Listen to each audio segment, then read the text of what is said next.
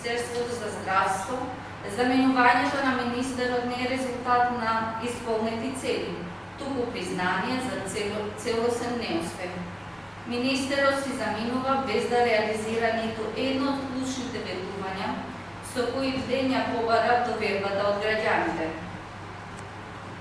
Влен вети изградба на 6 регионални болници во регионите каде што живеат албанците, изградба на универзитетски и клинички центар во Тетово како современ центар за целиот западен регион, бесплатни здравствени прегледи еднаш годишно за секој граѓанин, опремување на секоја општина со мнозинско албанско население со ИТ медицински центар и амбулантно возило, отварање центар за лекување на рани изгореници за пациентите да не бидат принудени да бараат лекување надвор од државата. Министер, кој додека беше начело на Министерството за односи меѓу заедниците, институцијата одговорна за спроведување на Охридскиот рамковен договор, повеќе од 2 години поред дозволи буџетот на ова министерство да биде намален 3 пати.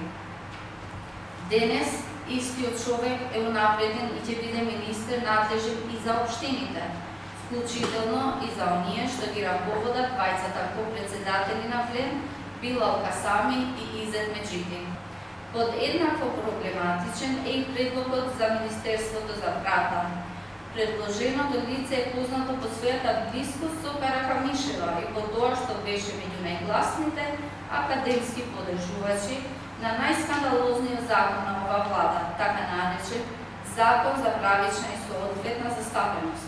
Закон без етнички квоти, без механизми за спроведување и без санкции за институциите што дискриминираат. Институциите заробени од партиски интереси, а довербата на граѓаните потрошена. Визија во која премногу често личниот интерес беше над државниот, а националните прашања оставаа длабоки подолби што и денес го чувствуваме.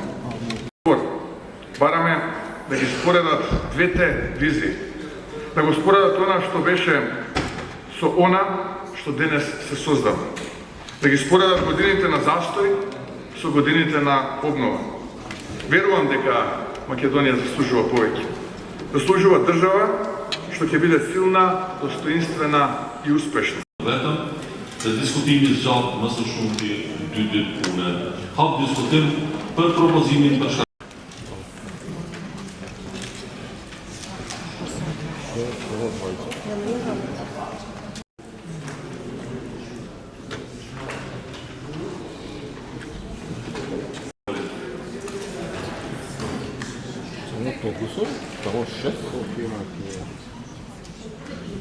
Значи, како прво, на денешната седница имаме 3 точки. Значи, имаме разрешување на министри, именување на министри, имаме разрешување на заменици министри, но немаме именување на заменици министри.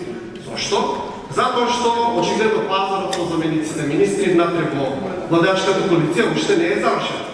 И јавноста треба да знае дека кај нас заменик министер е практично на ниво на министер.